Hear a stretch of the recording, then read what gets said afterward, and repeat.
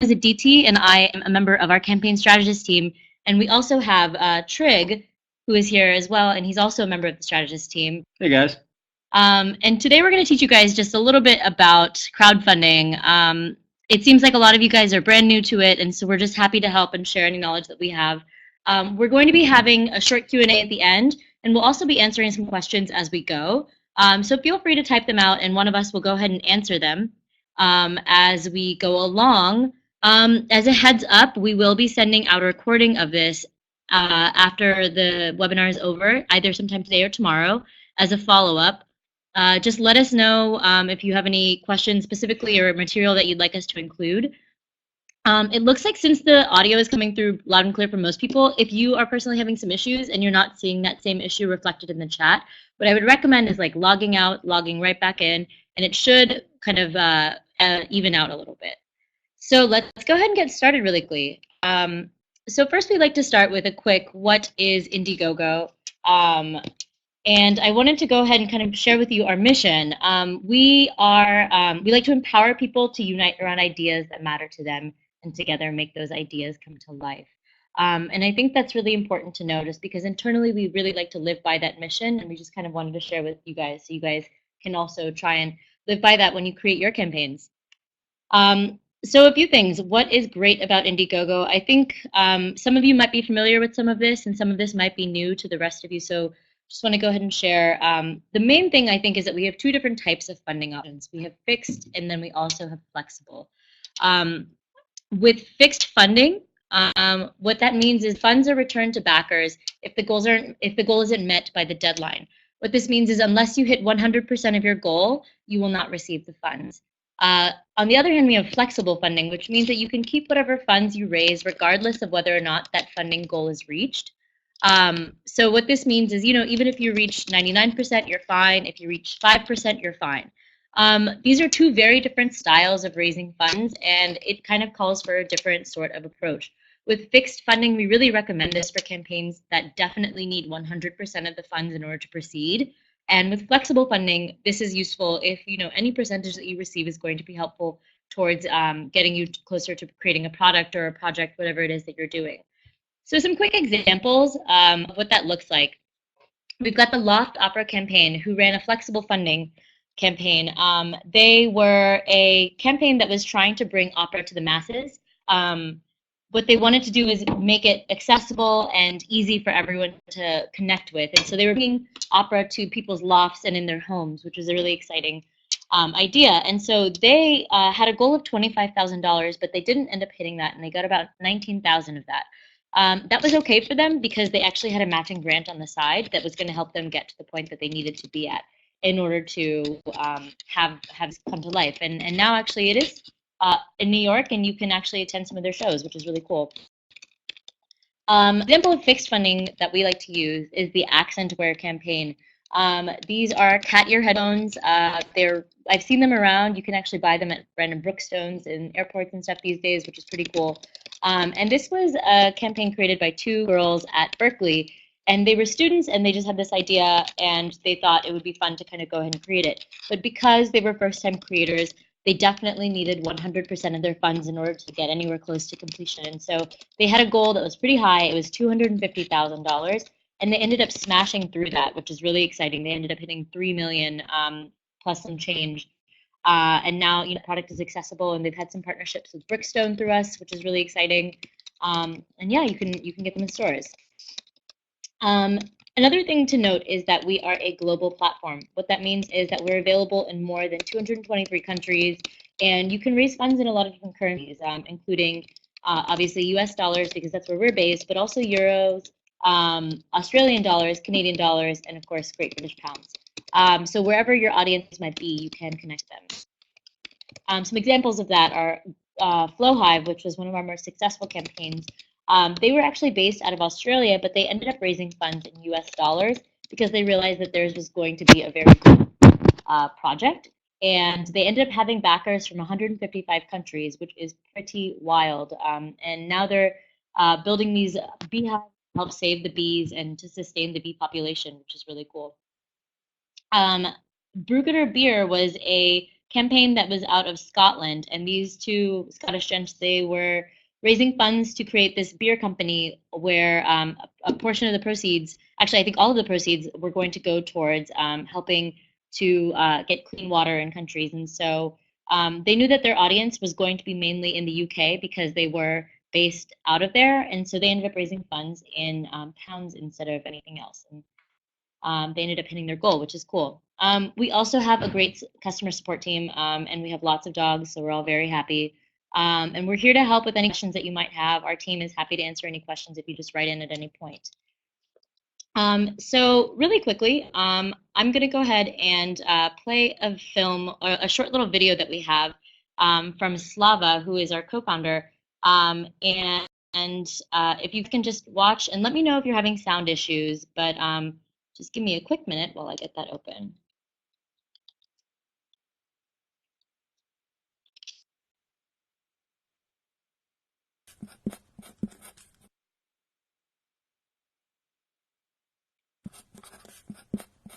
I'm Slava Rubin, and I'm with Indiegogo. Crowdfunding is a flavor of crowdsourcing. So you can crowdsource anything. You can crowdsource ideas, you could crowdsource pictures, you can crowdsource light. Whatever it is that you're trying to get little bits of to make one big thing happen. So crowdfunding is the crowdsourcing of funds. The Statue of Liberty was actually crowdfunded. Joseph Pulitzer, who owned the New World, used the newspaper as his technology to send out to his local distribution network, his readers, to say, hey, we need to raise $100,000 to be able to fund the base for the Statue of Liberty. From the beginning, we really wanted to democratize funding, which is to allow anybody to raise money for absolutely anything. We're just trying to play our part in fixing what we feel is a massive gap in the market in terms of access to capital. Other players, whether it be VCs, banks, government institutions, or others, they have their application process. They are gatekeepers. Based on their criteria, they are deciding if you deserve money. If you don't fit through their gate, you're not going to get money, which is all fine and good. But where Indiegogo is completely different is there are no gatekeepers. Anybody has an opportunity to get anything funded. It's completely open. People want to know how to run a good Indiegogo campaign. And it really all comes down to three things. One, have a good pitch. Two, be proactive. And three, find an audience that cares. One myth is, oh, I just need to post on Indiegogo and millions of dollars just come rushing in. That's not what happens. You need to be working on it. You need to really own it. We are a multiplier. We help amplify what you're able to do and make you do better. One of the biggest failures of a campaign is if it becomes boring and old and no one cares anymore. So you want to keep it fresh. It's very easy to come out of the gate quick because you did a lot of work up front. There's a lot of excitement. If you hit 25% of your funding within the first week, you're 5 times more likely to hit your target. Chances are you're going to have a good finish because you have that deadline. The key is to keep the momentum going along the way in the middle. We know if you have 4 more people on your team, you'll raise 70% more money than if you have 1 person. If you do an update every 5 days or less, you'll raise 4 times more money than if you do an update every 20 days or more. We know that email is your number 1 tool for raising money, Facebook is number 2, and Twitter is number 3. We know if you have a video as part of your campaign, you'll raise 114% more money than if you don't have a video. You want to have 3 to 8 perks. A perk is some sort of product, service, or experience as barter in return for the different funding levels. On average, you'll hit your target on day 36 of a 47-day long campaign. Indiegogo is really built on, amazing things that have happened by other entrepreneurs that have pushed the bar forward, which I think is super exciting because if you empower an entrepreneur to push forward, an entrepreneur can change the world.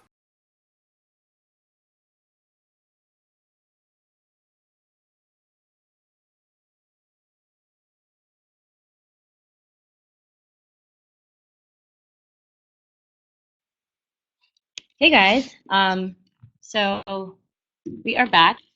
Just a heads up, we hear you loud and clear. Sorry about all of the typing noise. We were having some audio issues earlier, but that should be fixed now. Let us know if the typing is still a little bit distracting. So let's get back to it. Here we go. All right, so really quickly, we kind of want to chat really quick about what does success in crowdfunding look like, because it's not always just about the funds.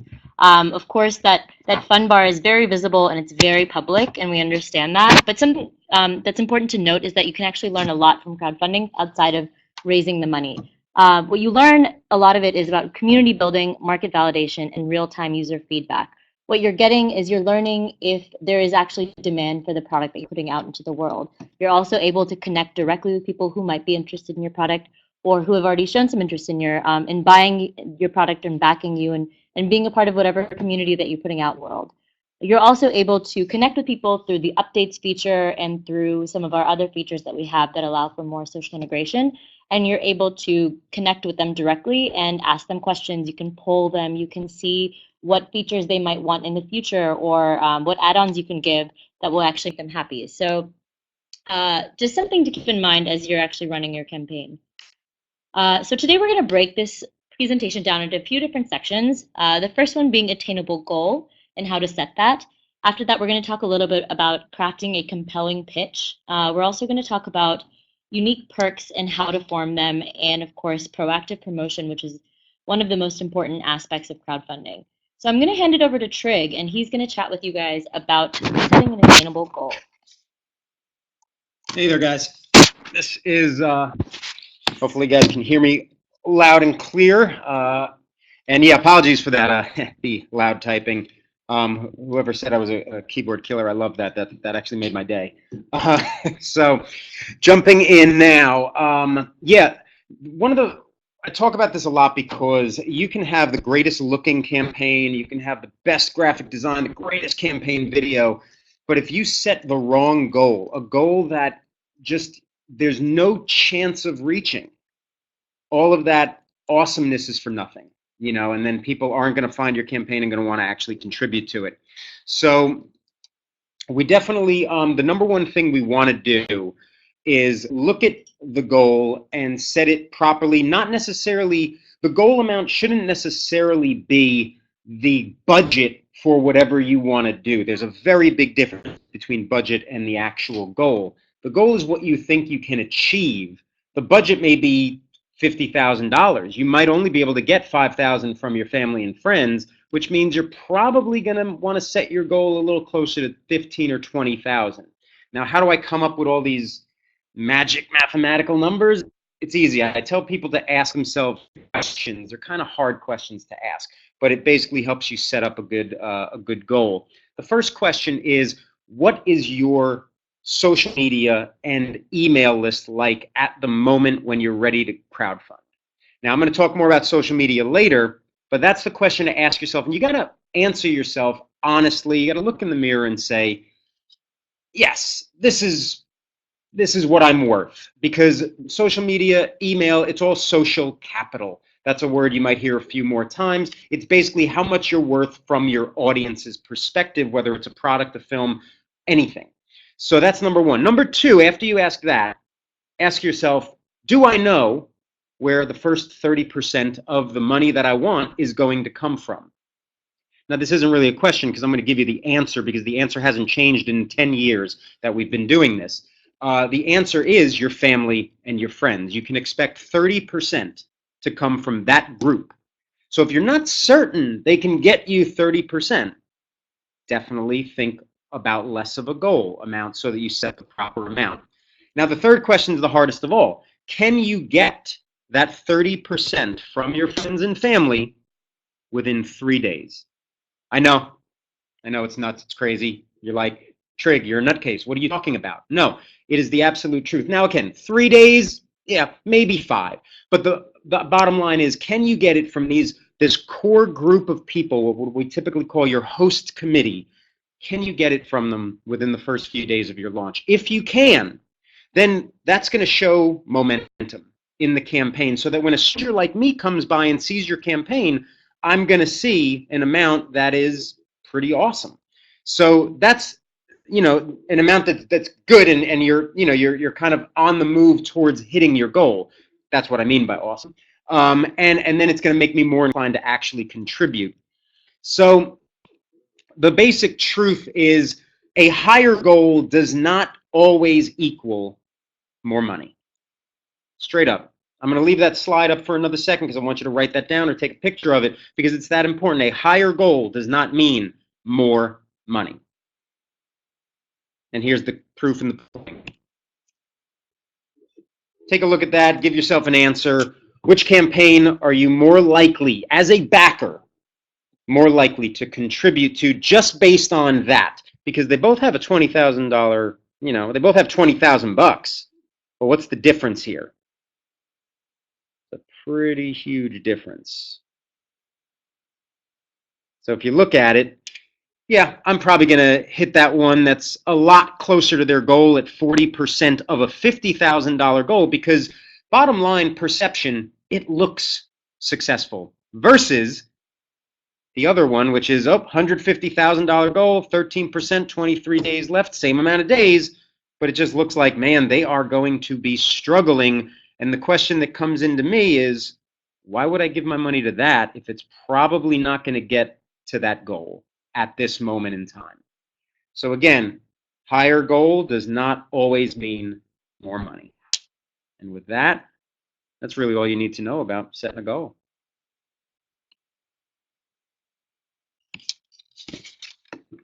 Great. So let's chat about crafting your compelling pitch. This is, of course, the first thing that you see when you come to the page. A pitch includes not just the pitch itself, but also the video. So we're going to break this down a little bit. The first thing that we want to note is that campaigns with a pitch video raise about 115% more than campaigns without that video. This is important to note just because what happens is when you don't have a video, you don't have any chance to talk face-to-face with the person that's coming to your page. Your video is really the only chance you kind of have to present yourself to them and to really connect with them kind of on a more personal level than what your page might be able to show. So some best practices for crafting a video. You want to answer the who, what, when, where, why, and how, of course, in that video. You don't want it to be pure, looks and sunsets and things like that. You have to actually get some real information across to people. And with that, you want to tell your story, and you have to keep it under 3 minutes. Honest, 3 minutes, I think, is a little bit long. I would really recommend 2. If you need to push it up because there's a lot of information, maybe 2 minutes and 30 seconds, but definitely underneath 3 minutes. The attention span of the internet is notoriously short. We all know this. Just keep it as short as possible while still getting across, like I said, that who, what, when, where, why, and how. At the very end of the video, you want to make sure that there's a really strong call to action. People want to know, what do I do with all this information you've given me? What do I do now? Do I pledge? Do I share? Do I just sit here and twiddle my thumbs? Like, what's going on? So make sure you let them know, like, back our campaign, share this with all your friends. And you want it to be really strong, and you want to make sure that people understand, like, hey, with their help, you can get somewhere. Express your gratitude at the end. You want to tell people, thank you so much for everything you're doing and helping us with. We couldn't get there without you. So an example of a campaign video that I really like, and this is a very simple campaign, and I think this is why we really like showing this one. And you can kind of see that a good campaign video is attainable to everyone at every level of funding. And so I'm going to pull it up really quick. This was for the Backyard Growers Headquarters campaign. And they were just this small family who started a nonprofit, and they'd been running it out of their backyard for a long time, and they just needed some funds to actually get a real location. So I'm going to pull that up for you guys really quick. Give me a minute. Alrighty. Hi, I'm Willa. And I'm B. And this is our mom, Lara. She's the director of Backyard Growers, this really cool organization that provides garden beds and programs to families, schools, and community groups in Gloucester, Massachusetts. Flowers the best! In 5 short years, Backyard Growers has evolved from providing a handful of neighbors with backyard gardens to all this.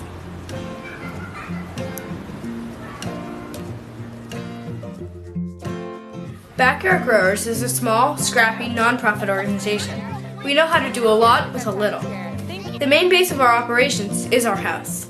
And when I say our house, I mean the kitchen table, the hall, the living room, the bedroom, the basement, the yard, the driveway, and sometimes the street. Backyard Growers is officially bursting at its seams and now needs an official Backyard Growers global headquarters. We need to raise $15,000 to pay for the first year of rent, and we need your help.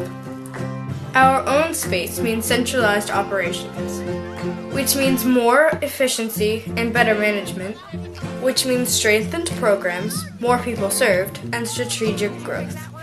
And that means we get our house back! Everything you need to know about how we're going to use the space is right down here below.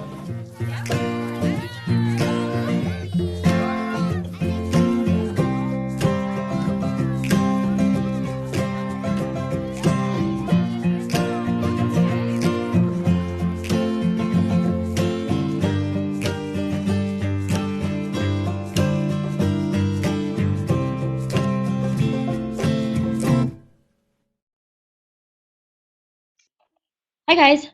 Okay, so it sounds like some of you might have had a hard time seeing the video, and just as a heads up, when we send this out, it's going to include the video itself. We're also going to include links directly to the videos, so you guys can watch it just on its own if you'd like to.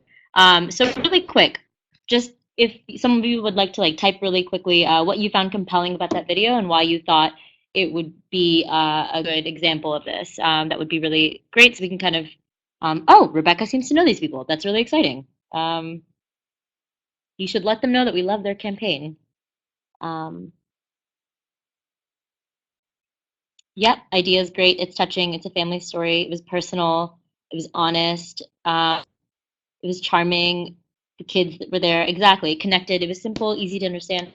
Yeah, you guys are hitting the nail on the head. So as you can see, the first thing here is that they were really personable. You could kind of connect with who this audience was and what they were going for, and this family, you sort of felt for them, and they made it really obvious who they were. It was a very fun video. There were really personal scenes of them in their house, and they were just kind of funny. It wasn't a very, it obviously didn't take tons and tons of money to make this happen. You can make a great video with the camera you have available. What's important is just you address all the other points.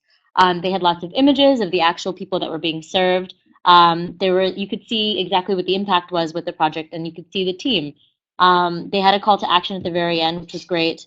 And yeah, I think you guys just kind of hit the nail on the head.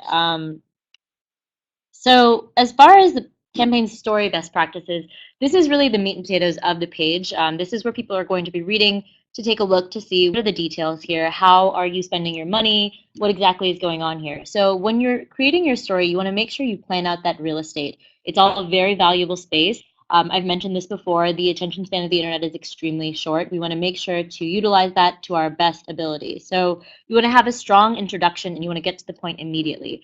Lots of images and charts and graphics wherever you possibly can use them.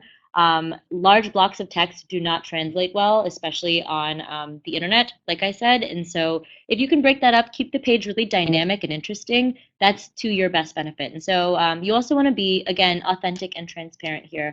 Your voice, don't be afraid to let it come across. Don't be afraid to show who you really are and what your team is actually trying to do. Of course, you don't want to seem like you're begging for money or anything, but be authentic and transparent about how much work has gone into this and how excited you are. I think having the tone of excitement and just generally inviting people into your project works best with this sort of thing. So a great example of this is the Girl Scouts is for Every Girl campaign. They ran a campaign because they were starting to accept trans girls, and a donor that was going to give them lots of money retracted it because of that. And they turned to the crowd and they were like, all right, well, if you guys believe in what we're doing, we're going to need that money from you guys instead.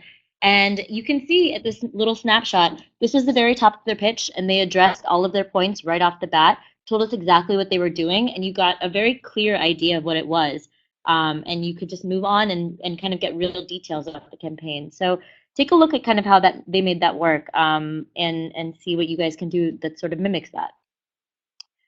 Some great examples of images are here. These are all from different campaigns, and you would want to obviously have them on page broken up a little bit, so it's not just blocks and blocks of images. You want to have images and text kind of intermingling.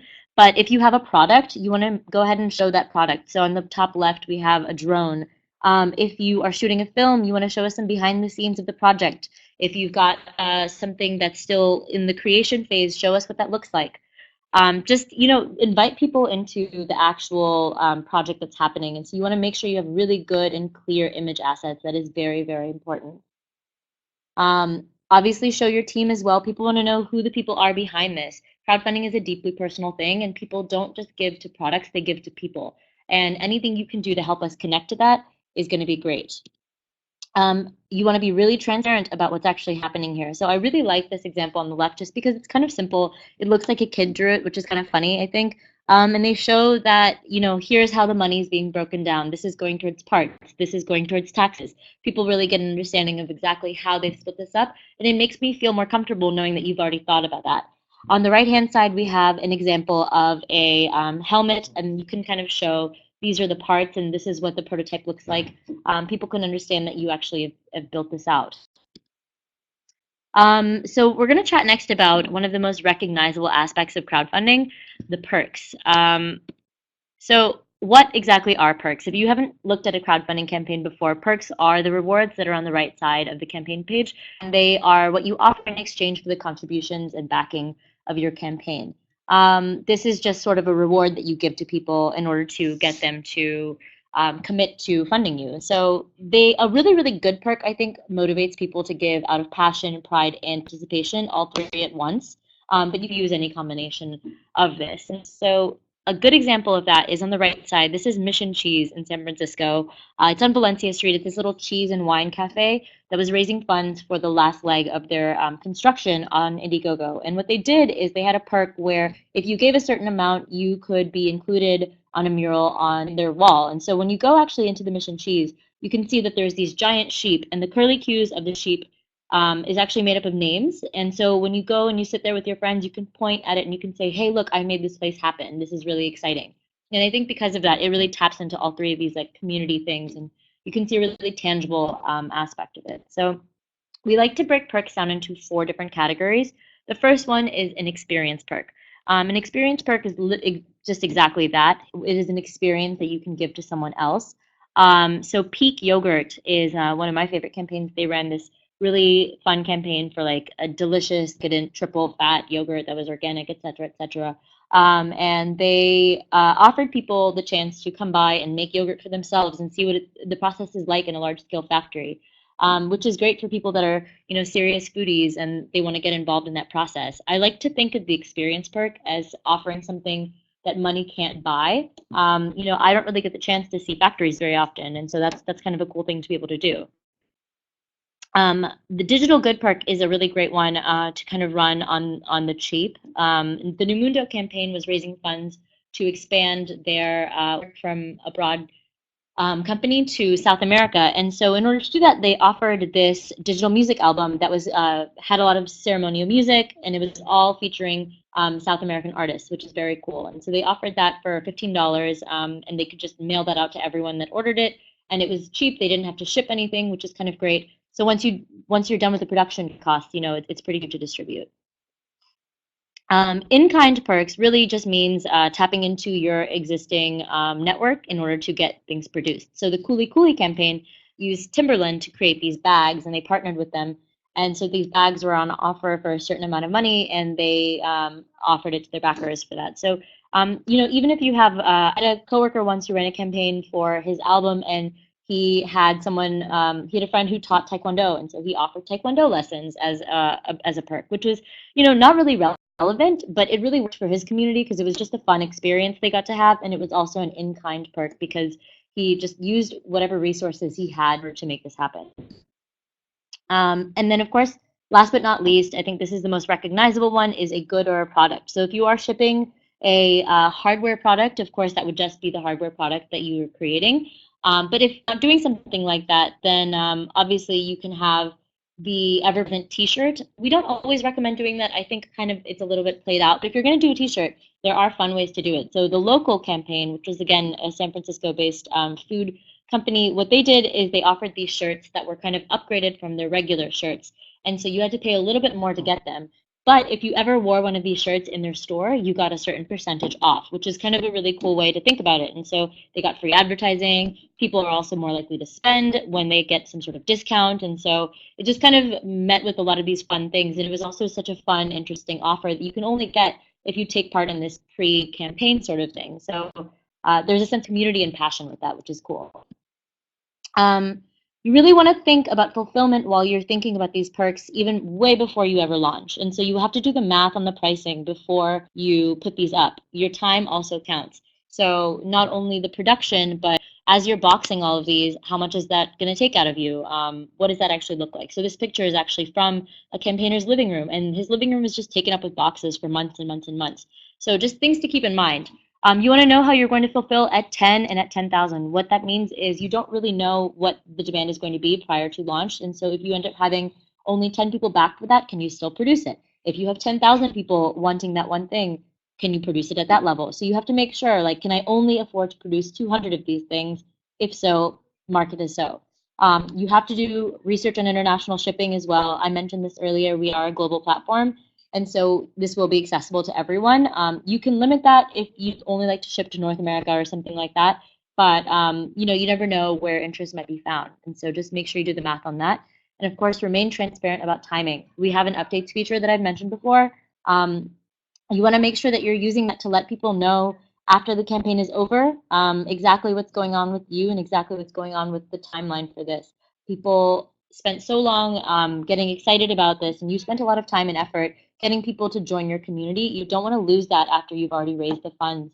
You don't want to like waste that goodwill on not being communicative with your community. Okay, I'm going to pass it back to Trig now, and he's going to talk to you guys about promotion, which is arguably the most important part. So make sure you're listening up.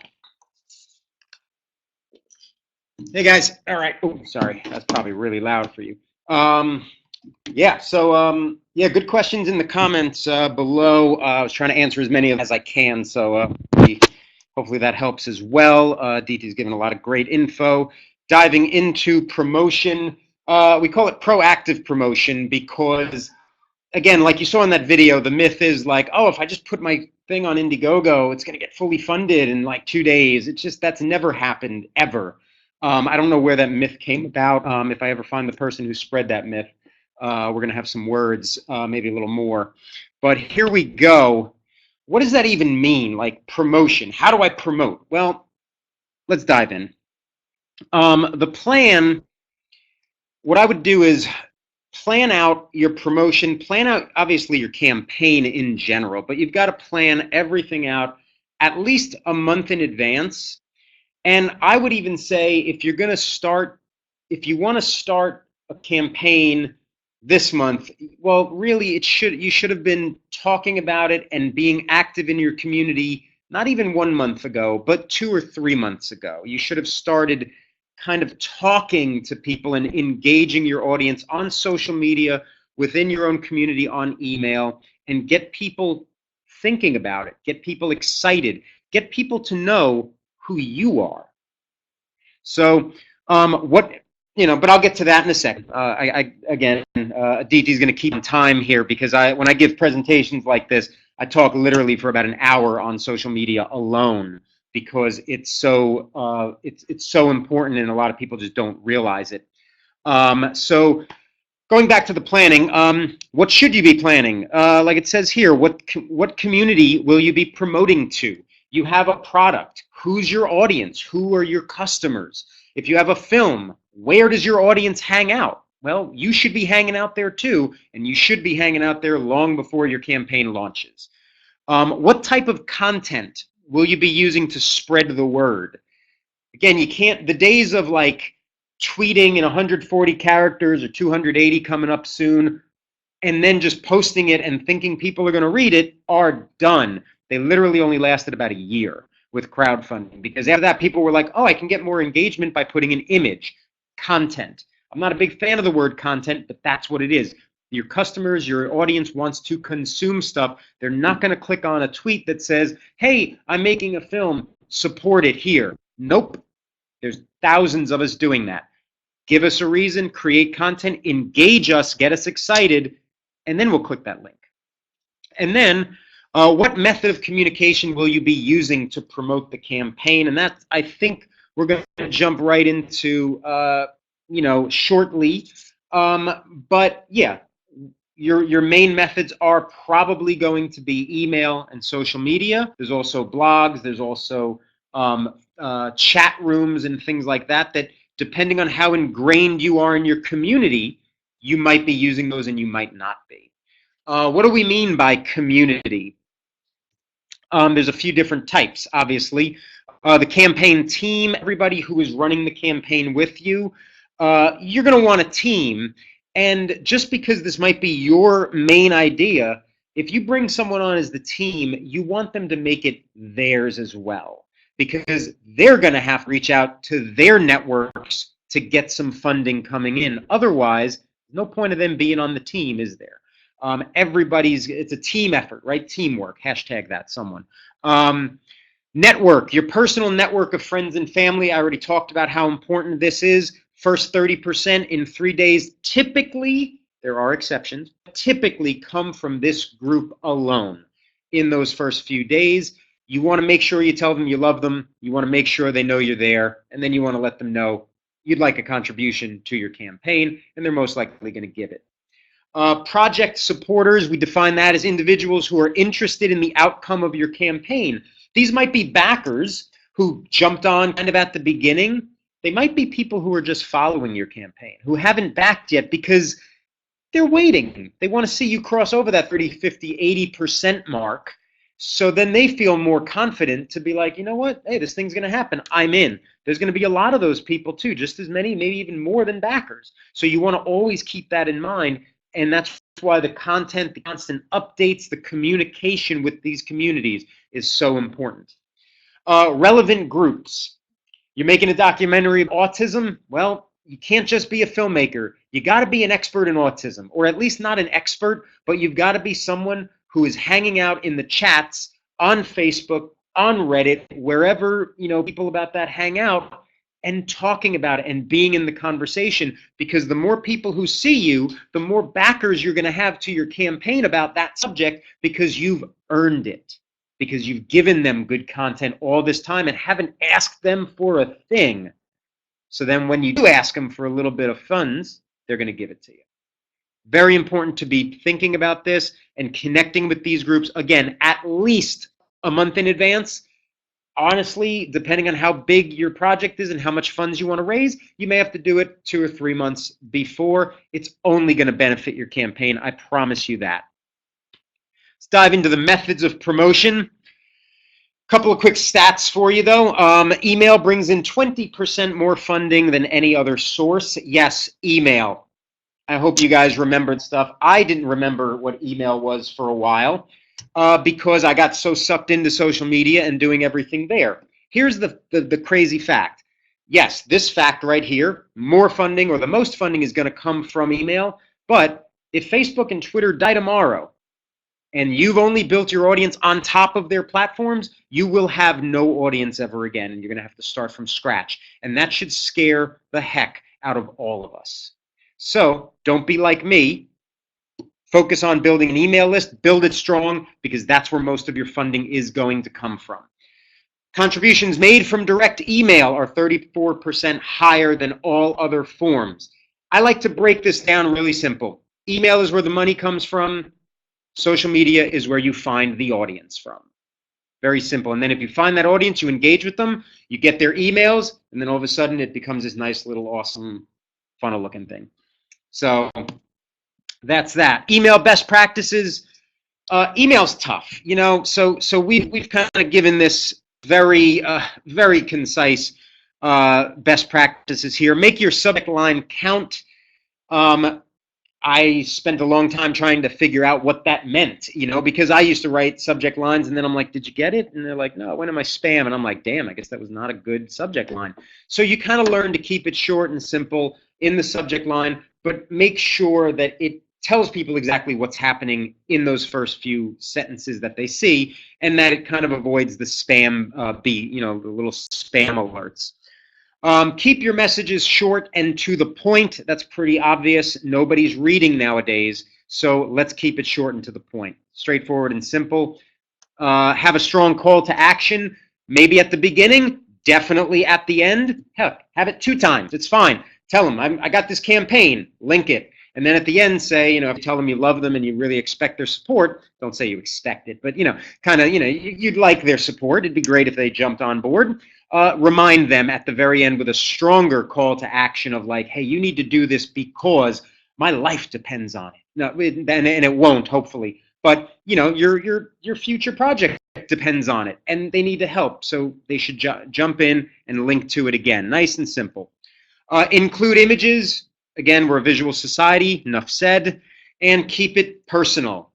Yes, keep it personal. Don't get too corporate sounding. Don't get too technical. We're human beings before we're anything else. The minute something comes across as "Hi," all caps, Jim, forget it. We're not even reading that because we know it's not personal. It wasn't written for us. Forget it. My little tip is, if you can, always throw a little something personal, especially when you're reaching out to somebody that you actually know. Give them that due diligence and the benefit of the doubt. Look on their Facebook page, find out what they talked about a couple of days ago, and make a quick mention of it at the very top. What that's going to do is that's going to get them really invested in the rest of the email, because you're connecting directly with them, and there's no way that can actually be a spam mass type of email. So some quick tips right there. And here's an example.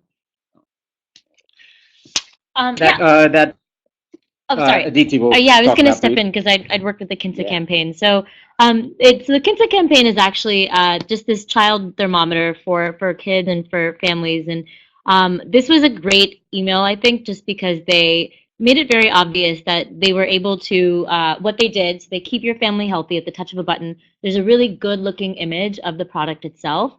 You can see that it's also connected to an app. So I kind of understand exactly how this works. I also know that it's not in concept stages. They're already ready with the prototype. I feel like I can trust this product more. And there's a really quick call to action. I can see how much this product is. I know what I need to do. Take advantage of this 1 day 50% off discount. Amazing. I have to do that right now. Then I click get it now, and I can see what the regular price is. And there is that need to get this product before the price changes. Everyone loves a good deal. So kind of tap into that. And they also gave a few quick features that way, when even before people go onto the page, they already kind of understand what the product is. So I can see that it's a 1 second accurate temperature reading. And so just, give them a little bit of information, enough to tease them, and then get them to the page. Nice. Back to Trey. Awesome, thank you. Yeah, I'm mostly familiar with a lot of film campaigns, but I did kind of like, when I saw this image, I liked it immediately, because it is nice and simple, and it fits beautifully on a nice single page, which makes it easy to read. I love it. 22. So a couple more stats. 22% of a campaign's funds raised come from social media, and over 50% of Gogo's website traffic comes from social media sites. So that's big, which means social media is a great tool for opening up your world to people that you just can't typically reach through email or any other channels like that. So again, a few social media best practices. We trim this down as much as possible because, Adeeti, how long do I have on the social media, just out of curiosity? Yeah, you have another, I would say, about, let's wrap it up. 2 minutes. Yeah. Good. Perfect. 2 minutes. I can do this. So yeah, the basics of this, craft shareable content. People like to share things. Yes, it can have your product in it. It should have a mention of what you are doing, but it should be shareable, where people are like, oh, that's cool. Again, the idea of the viral video. If you can make a viral video, or what I call a social video, make it and then start sharing it and get people to share it. And that's a great piece of content that you can reuse constantly throughout the campaign. Use compelling images and short videos. Again, content. Create stuff beforehand, so that you don't have to create it while your campaign's going, because that's enough of a full-time job as it is. Make your content relevant to your audience and current events. Whenever possible, always kind of tie in, because if somebody's talking about something that just happened 2 days ago, if you can jump in on that, then you can ride the tag on Twitter or ride the wave of that conversation and be a part of it. And very important is be responsive. When people are commenting on Facebook, when people are tweeting at you, respond, and respond right away. Because again, this is not just a product, this is your business, this is your face on the line. People are going to know this. If you don't respond right away, they might say something not so nice. So you need to always be responsive to people. Be a part of that conversation, just even for the sake of conversation and getting to know your customers and your audiences better.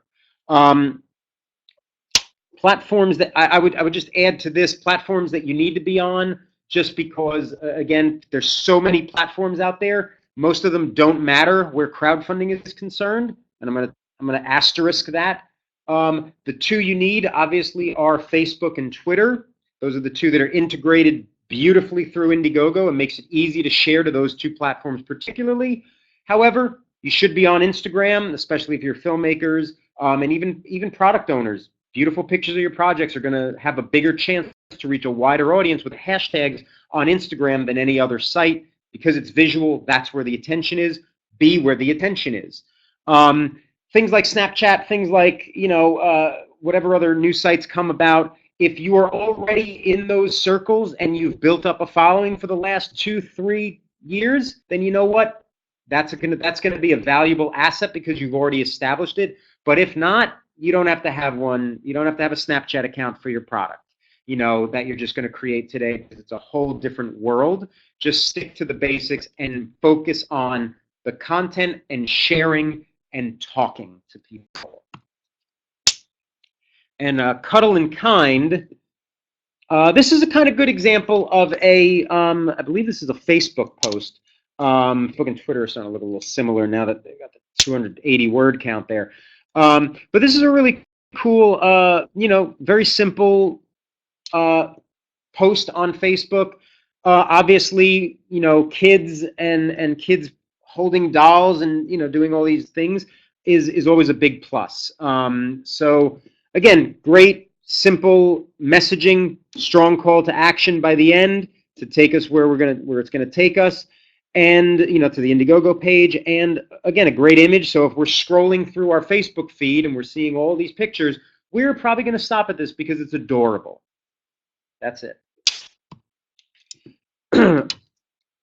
And how do you gain, just real fast, I know I went over my 2-minute mark there. How do I gain contributions from people you don't know? This is the big question. Again, it's a little bit of work. And it's work outside of the standard social media. It means going to press and news outlets. If you have a big enough product or idea and it caters to a very specific niche or group, then you may be able to land some press by sending out a press release, and then hopefully some funding will come in through that. Blogs, should always contact blog owners, the admins primarily, who are a part of your target audience, and see if they can help utilize their audience with your campaign, and maybe even get them to test out one of your products, to be able to say, hey, this is a great product, you should do it, here's the link. And again, it takes a little bit of time because you want to get on that blog, you want to make sure you're not just reaching out cold necessarily. You want to kind of be a member of that community, which means maybe type a few comments in a few articles and just be a part of that community so the admin knows that you are the person who is putting this stuff in there and giving some insightful commentary to their articles. Then you'll have a little bit better of a chance at talking to them and getting them to do some good stuff for you. And then influencers. If you know any influencers, somebody who has thousands and thousands of followers on Twitter or Facebook, but more so who has an engaged following. That's for the 301 course about engaged following versus wasted followings, which I can talk about, but I won't today. But if you know any of these influencers or even celebrities that can just endorse your product, talk about your film, get them on board after that 30% comes in, so that if they tweet to their audience of 1 million, if those people are coming over, they'll have a bigger chance at actually becoming a backer because the campaign has that momentum that we want to see. Again, a lot of this is very labor intensive. You just got to do the work and communicate for, again, at least a month, possibly 2 or 3 months in advance, because you are going to find that it will take that much time to do it right, to do this part of it right. And then again, just a quick example of some press. Again, press can come in any forms. It doesn't have to be internet. It can be your local newspaper, because you know what? If people are reading the newspaper, then they're going to find out more information probably about your campaign in a print copy than they would anywhere else. So it's something kind of good to get. Again, we're talking about like niche, very specific audiences, and something like an article in the, well, San Francisco Chronicle is obviously huge, but that's a pretty big deal, and it gives you something to update your backers about, which is another whole avenue of reaching further out to more people and followers that haven't backed you yet, and it gives you infinite amounts of more reach, and then it becomes about, hey, is your product cool enough where people want to get it? Is it important enough? And then it becomes all about the product itself, or the film, or the creative work. All right, managing your campaign. I think we are moving on. Cool. So again, we could have a whole other lecture on this, and we probably will at some point. But here are 3 things to get you started with managing your campaign. It's a whole other science behind that. Number 1 is to get to know your dashboard. One of the best things about Indiegogo, and I've been here 5 years, I've seen it evolve, is the dashboard. We give campaigners so much information so that they can make educated decisions on what the next step should be. This is just, we wanted to showcase this so that when you see it for the first time on your Indiegogo page, you're not like, oh my God, this is so crazy. It's not crazy. It's pretty simple. You can track referrals of who's sending your campaign out to more people, so that if you want to reward those people for doing some work for you, you can easily find them and you can get in touch with them and give them a little something, or even just say thanks.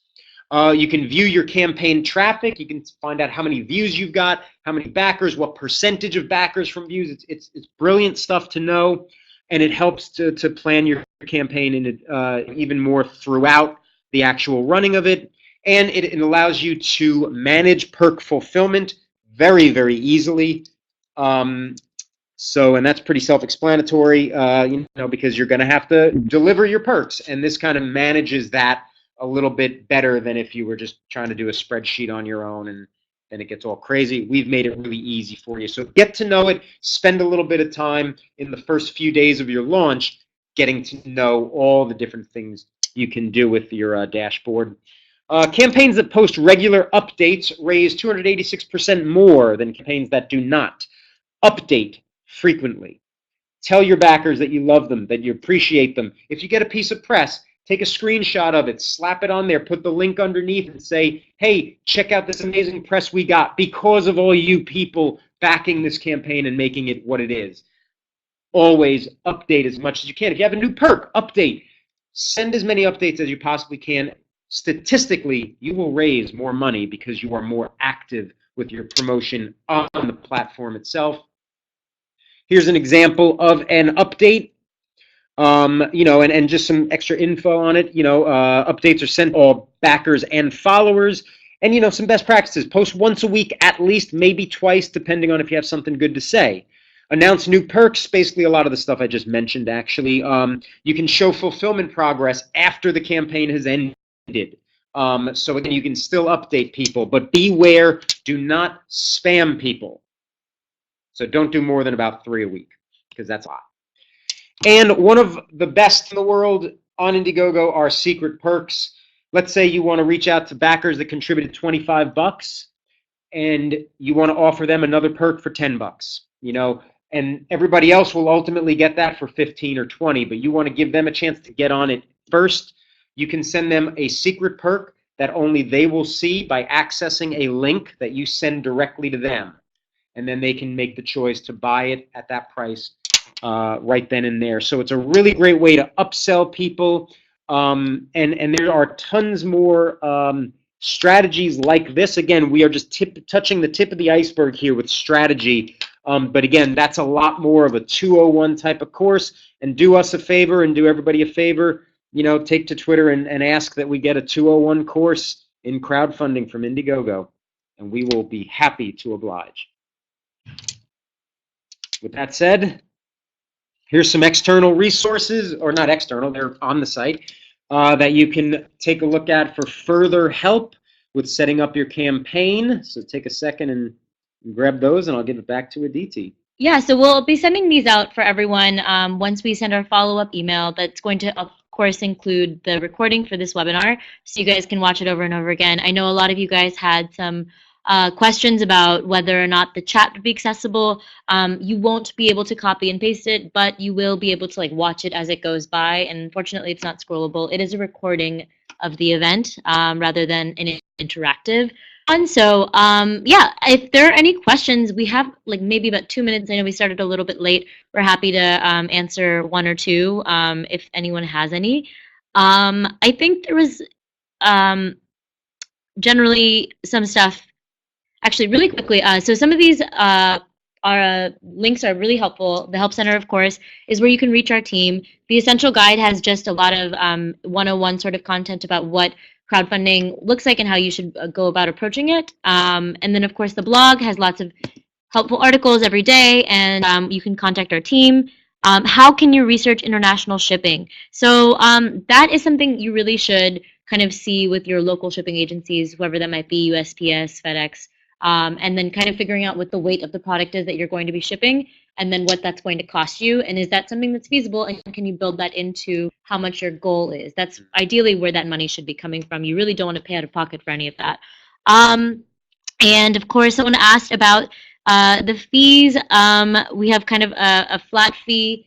It's 5%. 5%. Yep. And all of this is information that's actually available on the Help Center. Mm-hmm. So feel free to kind of dig around there. There's going to be a lot there. And I think, Mohammed, I think you were asking if we can help once the campaign is live. Yeah, that's exactly what our happiness team is for. Everyone there is trained to work directly with campaigns. They've got a lot of experience. And so just write in, and someone from the team will reach back out to you with some advice on what you might be able to do a little bit better. And when are we hosting Pre-Launch 101? Okay, yeah, so let's chat really quickly about some of the webinars that are coming up. This is a program that's been ongoing. We host one webinar at least every month, sometimes two. We have an education center that's recently been launched. I really would recommend taking a look at that. There's a lot of helpful content there, even for people who are really familiar with crowdfunding. I know this is very 101 content for you guys. So if you're pretty familiar, go ahead and check out the Education Center. I think there's going to be stuff that you'll find there that you didn't already know. We will be hosting a Hardware 101, which is really similar to this, but a little more focused on hardware campaigns next month. And then in the month of December, we're going to be hosting a video creation webinar, which is helpful for everyone since, like I said, we really recommend having a video. The promotion webinar was one that we hosted last month, and it is available on the Education Center. It is one of the resources that will be up forever, so feel free to give that a watch. I think it's very helpful material.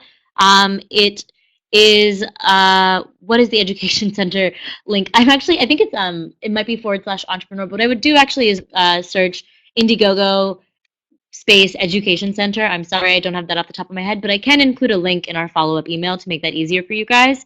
And yeah, I think Craig sent out his email for those of you guys who wanted to get in contact with him. And Hardware 101, all products or tech focused. Yeah, it's going to be mostly tech and hardware focused because a lot of the campaigns that we see on our platform are hardware focused. And how much does doing this cost? Kirsten, I'm so sorry. I thought we already answered that. It's a 5% flat fee for Indiegogo. That's what we take. And then after that, there's payment processing fees, of course, which is separate. That's about 3%. And again, a lot of that information is available on the Help Center, so you guys can take a look. All right, thanks so much, everyone, for attending. We loved having you. And nonprofit charity-focused webinars, Peter, I think we've hosted that in the past. It's something we're open to hosting again in the future. A lot of this material is, you know, it can be used by all campaigns across the board. Yeah, I'm glad you guys found this to be helpful. Thanks so much. Cool, guys. Thanks a lot. Be well.